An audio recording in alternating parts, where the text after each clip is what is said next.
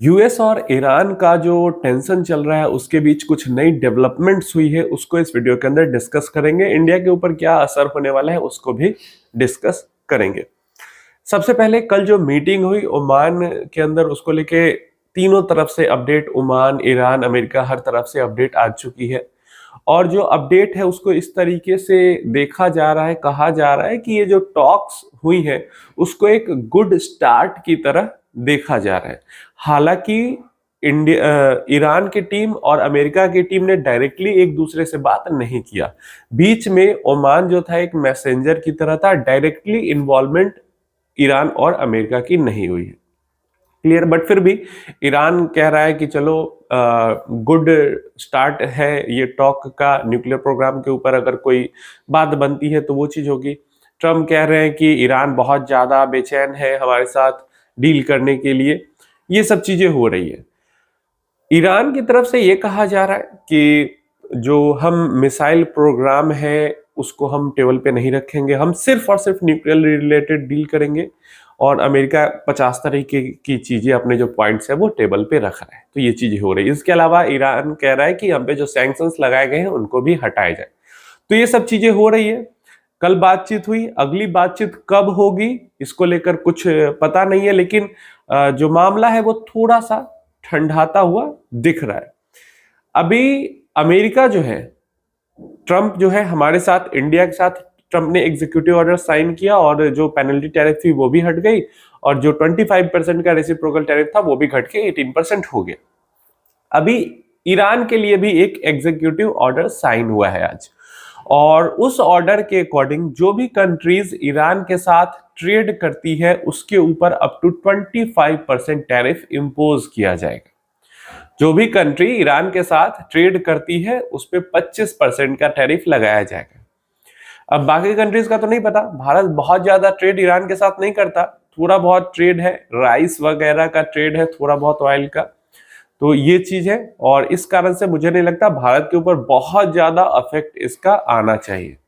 लेकिन अब है तो है, दुनिया के अलग अलग काफी कंट्रीज है जो कि ईरान के साथ भी जिसके रिश्ते अच्छे हैं, और अमेरिका के साथ भी रिश्ते अच्छे हैं, भारत भी उनमें से एक है। और काफी कंट्रीज का ईरान के साथ ट्रेड होता है।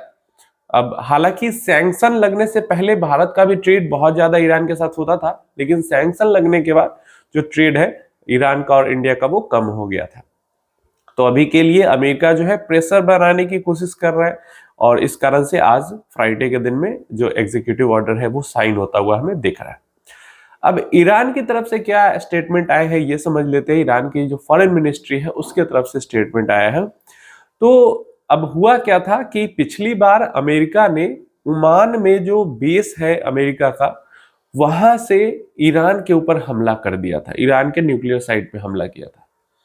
तो वापस से ईरान ने ओमान के जो अमेरिकी बेस है उसके ऊपर हमला किया।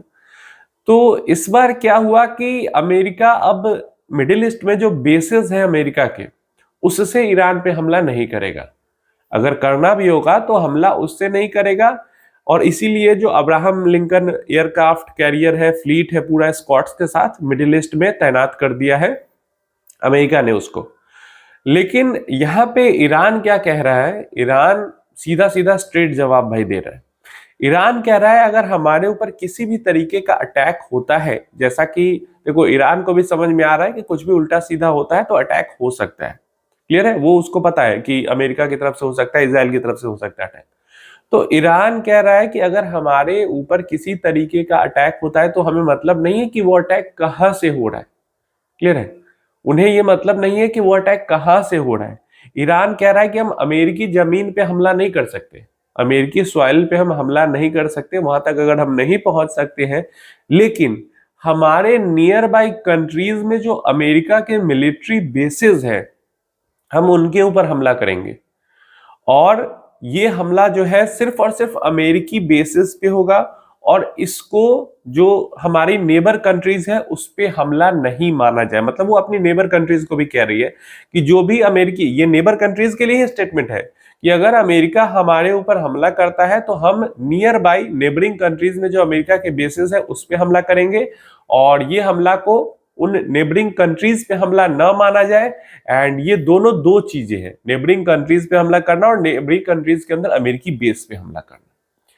तो ये जो रिस्पॉन्स है वो ईरान के तरफ से देखने को हमें मिला है। अब बात यहाँ पे ये है कि बातचीत जो है वो भी चल रही है और जो थ्रेट्स हैं वो भी चल रहे हैं, और इस कारण से टेंशन जो है वो कभी लगता है कि टेंशन बहुत ज्यादा बढ़ गया है, और कभी जब बातचीत को लेकर इस तरीके की न्यूज आती है, गुड स्टार्ट वगैरह काइंड ऑफ वर्ड्स सुनने को मिलते हैं, तो लगता है कि चलो टेंशन खत्म हो गया।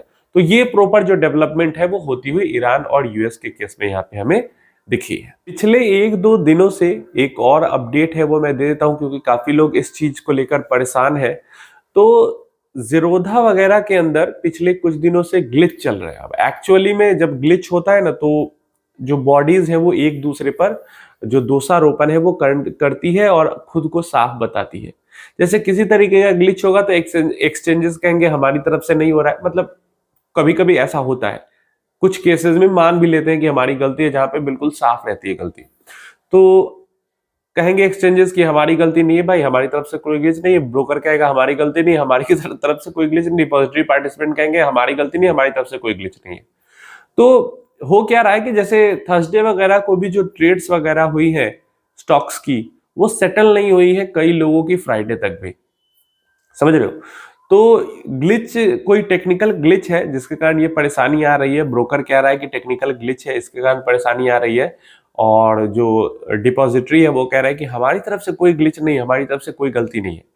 एक्सचेंजेस वगैरह को, जिन मीडिया वेबसाइट्स ने इस चीज को रिपोर्ट किया है, उन्होंने मेल किया एक्सचेंज को या सेबी को भी मेल किया है इस चीज से रिलेटेड, तो उधर से कोई रिप्लाई नहीं आया है। लेकिन कुछ कस्टमर्स हैं जिनको परेशानी हो रही है, क्योंकि स्टॉक्स बाइंग कर ली, स्टॉक्स सेल कर दिए, लेकिन जो स्टॉक्स है वो सेटल नहीं हुआ, जो फंड है वो सेटल नहीं हुआ।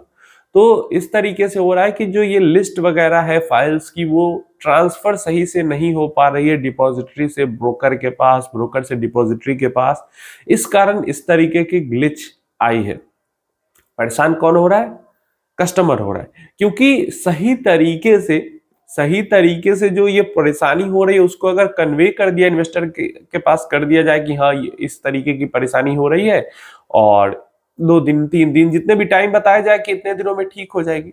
लेकिन इन्वेस्टर को एक्चुअली में परेशानी इसलिए हो जाती है कि इन्वेस्टर को पता ही नहीं चल पाता। इन्वेस्टर को दिखता है कि अरे मैंने ट्रेड किया, क्या हुआ, मेरे स्टॉक्स कहाँ गए, मेरे स्टॉक्स गए क्यों नहीं, या मेरे फंड्स कहाँ गए। इन्वेस्टर को इस तरह की परेशानी हो जाती है और उनको पता ही नहीं चलता कि किसी तरीके की ग्लिच चल रही है।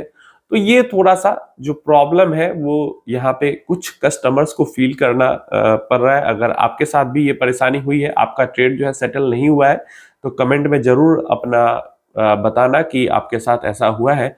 बाकी ऐसा नहीं 100% के साथ नहीं हुई है, लेकिन कुछ ज़ीरोधा के कस्टमर्स, कुछ ग्रो के कस्टमर्स, इनके साथ ये परेशानी हो रही है।